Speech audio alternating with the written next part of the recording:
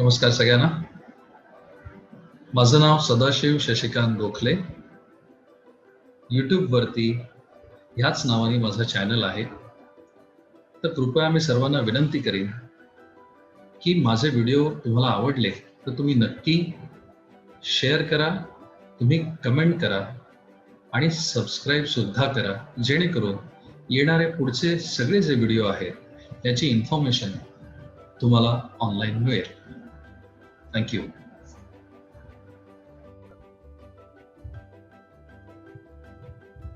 तर आज आपण बघणार आहोत current state of the economy. हा फार एक मला असं वाटलं की इंटरेस्टिंग सब्जेक्ट आहे की प्रेझेंटली काय चाललंय इकॉनॉमीमध्ये ते आपण बघूया. अपार्ट फ्रॉम इंडिया सध्या एव्हरीबडी म्हणजे US, युरोपियन कंट्रीजमध्ये सगळं, Australia, Canada, everybody they are printing money. मग US फेडरल रिझर्व्ह आणि हा जो प्रिंटिंग मनीचा जो काही कारभार आहे हे काय आहे हे आपण आज समजून घेऊया. कारण इन मार्च म्हणजे इन द मंथ ऑफ मार्चमध्ये त्यांनी $2 ट्रिलियन इकॉनॉमीला दिले होते, बूस्ट दिले होते, स्टिम्युलस पॅकेज दिलं होतं. मग हे स्टिम्युलस पॅकेज कशाच्या आधारावर दिलं होतं? म्हणजे काय करतंय US सध्या प्रिंटिंग करतंय पैसा. या कोरोना बाधित संकटांमधनं सावरण्यासाठी बाहेरच्या देशातल्या ज्या इकॉनॉमीज आहेत त्या सगळ्या आज पैसे प्रिंट करत आहेत. हा जो प्रिंट केलेला पैसा आहे हा टेम्पररी आहे, म्हणजे डिजिटल फॉर्म मधला आहे. पण काही पैसा हा नॉर्मल प्रिंट करावा लागतो. आणि इतर कंपन्या म्हणजे बाकीच्या ज्या डेव्हलपिंग किंवा कंपन्या मला म्हणायचं नव्हतं, इतर कंट्रीज ज्या आहेत किंवा इतर इकॉनॉमीज ज्या आहेत त्या पैसा कसा रेज करतायत किंवा डेव्हलप इकॉनॉमीला कसे पैसे मिळत आहेत. मग त्याचा एक चार्ट मी हा तुमच्यासमोर ठेवला आहे. ह्याच्यात मी इम्पॉर्टन्स ऑफ कंट्री कॅरेक्टरिस्टिक्स ठेवलेला आहे.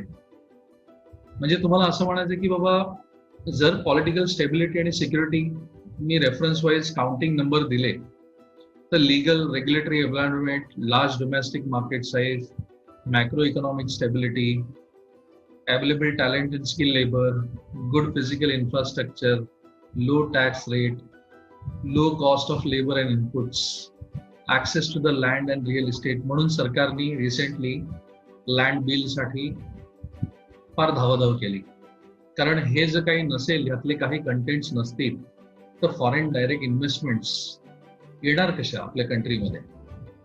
कारण हे जे level of legal protection against political and regulatory risk जी आहे, such as property, currency transfer आणि convertibility restrictions, हे लॅक ऑफ ट्रान्सपरन्सीमुळे असतं. मग ह्यातले हे जे काही पॉइंट्स आहेत हे मी तुमच्यासमोर मांडलेले आहेत की ह्या पॉइंट्स नसतील तर डेव्हलपिंग कंट्रीजना पैसा रेज करता येत नाही. आणि हे पॉइंट्स फार महत्वाचे आहेत. आणि हा अनालिसिस काय दाखवतो की मोस्ट ऑफ देअर मार्केट्स जे लिंकेजेस आहेत यातनं जर ह्या पॉइंट्स मधनं काही सुधार असतील, हे क्रिटिकली जे इम्पॉर्टंट पॉइंट्स आहेत जे ग्रीन आहेत हे फार महत्वाचे आहेत. Access to land and real estate, financing in domestic market, political stability, जिथे स्टेबल गव्हर्नमेंट असेल तिथेच ते लोक इन्व्हेस्ट करतात. लिगल रेग्युलेटरी फ्रेमवर्क जिथे चांगलं असेल तिथेच ते इन्व्हेस्ट करतात. लार्ज डोमेस्टिक मार्केट साईज असेल तिथेच ते इन्व्हेस्ट करतात. मग एक आपण उदाहरण घेतलं इथे समजून घेण्यासाठी की समजा एक US मध्ये सध्या त्यांच्यावर डेट आहे, कर्ज आहे त्यांच्यावर, ते $20 ट्रिलियन आहे.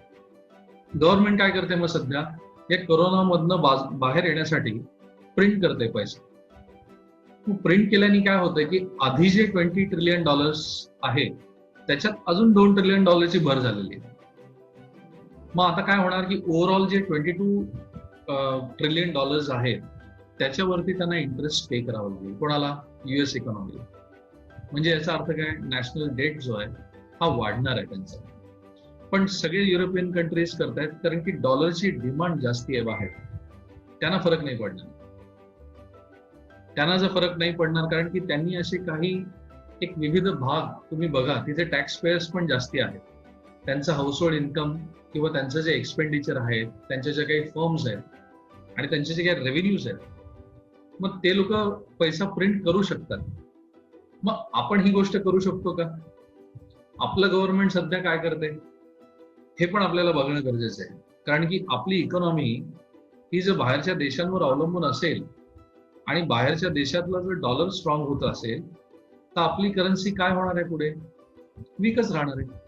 कारण डॉलरची डिमांड युरोपियन मार्केट्समध्ये किंवा बाहेरच्या देशामध्ये खूप जास्ती असणार. मग आता आपलं गव्हर्नमेंट जे आहे ते काय मेजर्स घेतं? मग इकॉनॉमीमध्ये जर तुम्ही बघितलं, ज्याला आपण ऑस्टॅरिटी मेजर्स असं म्हणतो इकॉनॉमिक्समध्ये, मग ते काय करतं? गव्हर्नमेंट आपलं स्पेंडिंग कमी करतं. मग जे PSU सेक्टर आहे त्यांचं जे फेवरेट सेक्टर आहे गव्हर्नमेंटचं, त्याचं स्पेंडिंग, त्याचं जे डेट आहे ते वाचवायचा प्रयत्न करतं. कधी जेव्हा नेशन आपलं प्रॉब्लेम मध्ये असेल मग त्यावेळेला ते काय करू शकतात? They can borrow from abroad, म्हणजे इंटरनल मार्केट्स मधनं पण पैसे घेऊ शकतात किंवा एक्सटर्नल मार्केट्स मधनं पण पैसे घेऊ शकतात. ऑर एल्स लास्ट ऑप्शन जे आहे की त्यांना सुद्धा पैसा प्रिंट करावा लागेल. कोणाला? आपल्या सरकारला. मला तुम्हाला हे परत एकदा आठवण करून द्यायचंय की नॉर्मली गव्हर्नमेंटला पैसा प्रिंट कधी करावा लागतो किंवा गव्हर्नमेंटकडे किती चॉईस असतात याचं उदाहरण म्हणून मी हे प्रेझेंटेशन तुमच्यासमोर ठेवलेलं आहे. मग ह्या डिस्कशन मधनं जेव्हा गव्हर्नमेंटने आपल्याला एक आर्थिक पॅकेज दिलं होतं 20 लाख करोड, मग ते आलं कुठून होतं पॅकेज? काय बेस होता त्या पॅकेजच्या हे सुद्धा आपल्याला माहिती पाहिजे. त्याचं फंडिंग कुठून आलं होतं, कसं प्लॅन केलंय गव्हर्नमेंटनी. कारण ह्याचा जर आढावा आपल्याला मिळाला नाही तर सध्याची इकॉनॉमीची स्टेज आहे ती काय आहे हे आपल्याला कळणार नाही. मग आता तुम्ही नीट बघा की जर डेट वाढलं, गव्हर्नमेंटने जर पैसा प्रिंट केला तर कर्ज वाढणार आहे. आणि कर्ज वाढलं तर गव्हर्नमेंट हा जो कर्ज नॅशनल डेट म्हणून जे टाकणार आहे ते वसूल कसं करणार? ते वसूल तुमच्या आणि माझ्यासारख्या लोकांकडनं करणार इन टर्म्स ऑफ टॅक्सेस. म्हणजे याचा अर्थ आपले टॅक्स जे रेव्हेन्यूज आहेत किंवा जे काही कलेक्शन आहे त्याचं जास्तीत जास्त कसं कलेक्शन होईल हे गव्हर्नमेंट त्याच्याकडे बघेल. याचा अर्थ काय? आपला टॅक्स वाढणार आहे का फ्युचरमध्ये हे पण आपल्याला बघायला पाहिजे. जर मी इतर कंट्रीजला कम्पेअर केलं युरोपियन कंट्रीजमध्ये, म्हणजे US जर मी मार्केट घेतलं समजा फॉर एक्झाम्पल, किंवा कॅनडाचं मार्केट घेतलं समजा, किंवा ऑस्ट्रेलियन मधलं एखादं मार्केट घेतलं ज्याच्या बँक्स आहेत तिथे, मग त्या सगळ्या बँक ऑफ जपान पण आहे. जेव्हा 2008 मध्ये हा क्रायसिस झाला होता तेव्हा सुद्धा त्या लोकांनी पैसा प्रिंट केला होता, भरपूर मजबूत पैसा प्रिंट केला होता. आजचा डॉलरचा रेट तुम्ही तुमच्या डोळ्यासमोर आहेच की $72 आहे. होईल का $72? तुम्ही विचार करा. $74 होईल का? तुम्ही विचार करा. डॉलरचा रेट वाढणार आहे का? मग हे सगळं झाल्यानंतर, पॅनिक सिच्युएशन झाल्यानंतर नॉर्मली ज्या अदर कंट्रीज आहेत ते प्रिंटच करतात पैसा. कारण वाचण्यासाठी त्यांना प्रिंटिंग हे बेस्ट ऑप्शन आहे. कारण त्यांच्या करन्सीला बाहेरच्या देशामध्ये डिमांड आहे. ते इथे येऊन 6 महिने एन्जॉय करू शकतात, पण आपला माणूस तिथे जाऊन 6 महिने एन्जॉय करू शकतो का on the basis of currency? म्हणजे तुम्ही इमॅजिन करा की आपली करन्सी किती वीक आहे. मग आपली करन्सी स्ट्रॉंग होण्यासाठी गव्हर्नमेंटला काही मेजर्स घ्यावे लागतील. कारण हे जे इम्बॅलन्स रेट्स आहेत त्याची जे काही लेस डिमांड आहे, मग गव्हर्नमेंटला काही कंट्रोल करावे लागतील सध्याच्या फॅक्टर्समध्ये, कोरोना फॅक्टर्समध्ये. मग इनकमिंग इयर्समध्ये जेव्हा गव्हर्नमेंट एक्सपेंडिचर कमी होईल इव्हेंच्युअली आणि टॅक्स कलेक्शन जास्त होईल, तेव्हा हे जे काही प्रिंट केलेला पैसा आहे त्याचं जे बर्डन आहे over the period of time कमी होईल. मग आता आपलं इंडियन गव्हर्नमेंट काय करणार आहे? ते बाहेरच्या देशातनं पैसे घेण्याचे चान्स त्यांच्याकडे आहे. त्यांच्याकडे 3 प्रकारचे चान्स आहेत. एक तर ते बाहेरच्या देशातनं पैसे घेऊ शकतात. एक सो कॉल्ड जी पॉलिसी आत्तामध्ये आणली होती, disinvestment of their own assets, त्यांचे स्वतःचे ॲसेट्स. उदाहरणार्थ मी तुम्हाला दिन मध्ये एक शिपिंग कॉर्पोरेशन ऑफ इंडिया त्याची एक अनाउन्समेंट आली होती. BSNL आणि MTL त्यांची एक अनाउन्समेंट आली होती. म्हणजे त्यांच्याकडे असलेले ॲसेट्स हे गव्हर्नमेंट स्वतः जेव्हा लिक्विडेट करेल तेव्हा गव्हर्नमेंट काही पैसा जमू शकेल. कोणाकडे? स्वतःकडे. समजा उदाहरणार्थ आज RBI मधनं सर्वात जास्त लोन जर गव्हर्नमेंटनेच उचललं तर कॉमन मॅनला किंवा जे काही कॉर्पोरेट्स आहेत त्यांना आज लोन शिल्लक राहील का? कारण बँका ज्या आहेत त्या लोन बुकवर चालतात. जोपर्यंत बँका लोन देणार नाहीत तोपर्यंत बँकांना इन्कम होणार कुठून? मग सध्याच्या परिस्थितीमध्ये गव्हर्नमेंटकडे 2 ऑप्शन आहेत. एक, त्यांचे जे काही ऍसेट्स आहेत ते त्यांनी लिक्विडेट करावे आणि त्यांचा पैसा कलेक्ट करावा. दुसरं, वर्ल्ड बँकेकडे त्यांनी जावं आणि त्यांच्याकडनं पैसा मागावा. पण प्रॉब्लेम तरी सुद्धा सॉल्व्ह होणार नाही. म्हणून मी इथे तुमच्या समोर इथे ठेवलंय की inflation over the period of time rise होणार जर त्यांनी पैसा प्रिंट केला तर. आणि नॅशनल डेट जे आहे तुमच्या आणि माझ्या लोकांच्या अंगावर इनडायरेक्टली ते येणार. कारण कर्ज जेव्हा गव्हर्नमेंट घेतं त्याचा इफेक्ट लोकांनाच पे करावा लागतो. मग गव्हर्नमेंटने जर प्रिंटिंग मनी जे करायचा जो काही प्रोग्राम आहे तो इन्फ्लेशन वाढायच्या आधी स्टॉप केला तर बेस्ट आहे. पण गव्हर्नमेंट काही असे एक्सपेंडिचर कमी करू शकेल का? म्हणजे for an example pension accounts आहे. पेन्शन अकाउंट स्टॉप करू शकतं का गव्हर्नमेंट? नाही, कारण त्यांची वोट बँक आहे. पेन्शन्स लोकांचे स्टॉप नाही करू शकत गव्हर्नमेंट. त्यांना प्रॉब्लेम होईल, त्यांच्या सत्तेला प्रॉब्लेम होईल. कटिंग डाऊन एक्सपेंडिचरला काय असतं? सगळ्यांचं विल पाहिजे की ठीक आहे बाबा आपण खर्च नाही करायचा. म्हणजे पॉलिटिकल विल नसेल, सगळ्यांचं एकमत नसेल तर एक्सपेंडिचर पण कट डाऊन कसं होणार? कारण की तिथे सुद्धा प्रॉब्लेम आहे. सत्ता ही एकाची नसते ना. पण आता सध्या सत्तेमध्ये जे लोक आहेत त्यांच्याकडे काय चॉईस?